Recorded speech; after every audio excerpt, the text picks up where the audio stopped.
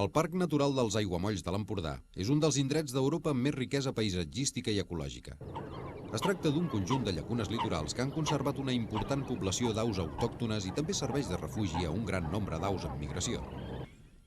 Aquest espai natural compta amb un conjunt d'itineraris i aguaits que permeten observar la natura sense interferir en el seu desenvolupament.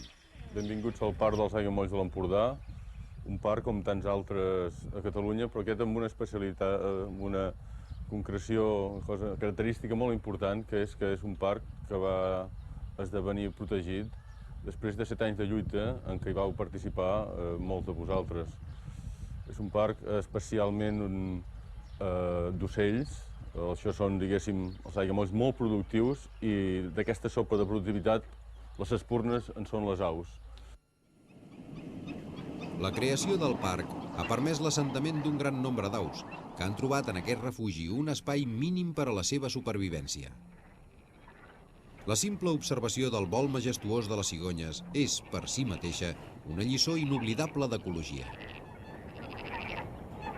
Any rere any, la vida s'ha anat multiplicant i estenent per tots els racons de la zona protegida. Els mamífers autòctons en perill de desaparició tenen aquí, també, el seu refugi i la garantia per salvar-se de l'extinció.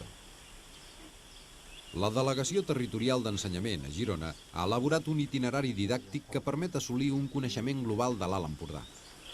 Aquesta activitat permet situar la visita als aiguamolls en un context educatiu més ampli i es realitza en col·laboració amb els responsables del parc. La primera activitat que es fa amb els nens té lloc aquí al Mas Ventós, es fa al matí, i es tracta d'un reconeixement de paisatge i situació de lloc. Aleshores, els alumnes fan una observació del paisatge que tenim aquí al darrere, anoten aquells elements de relleu que hi poden localitzar aquell dia segons el temps que faci i s'ajuden amb uns perfils de paisatge grans.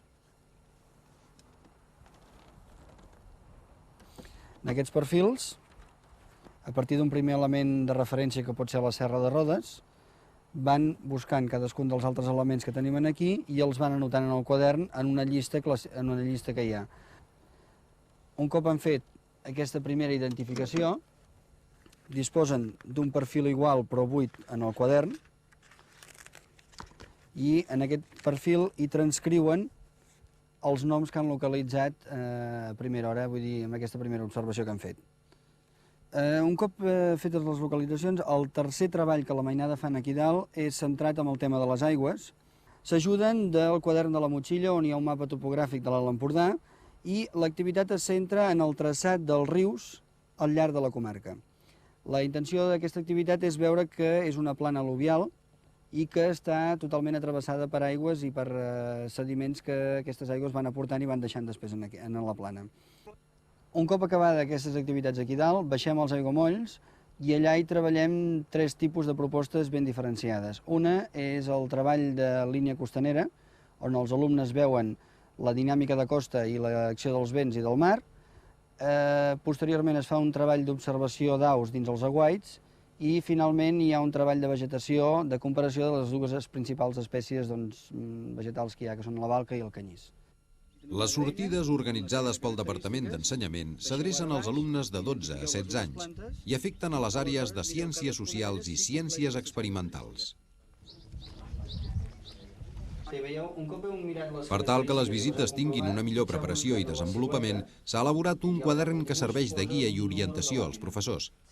Els alumnes disposen també d'un quadern de camp per registrar millor les seves observacions. L'itinerari pedagògic de l'Alt Empordà és un treball interdisciplinari de camp molt lligat a les vivències dels participants.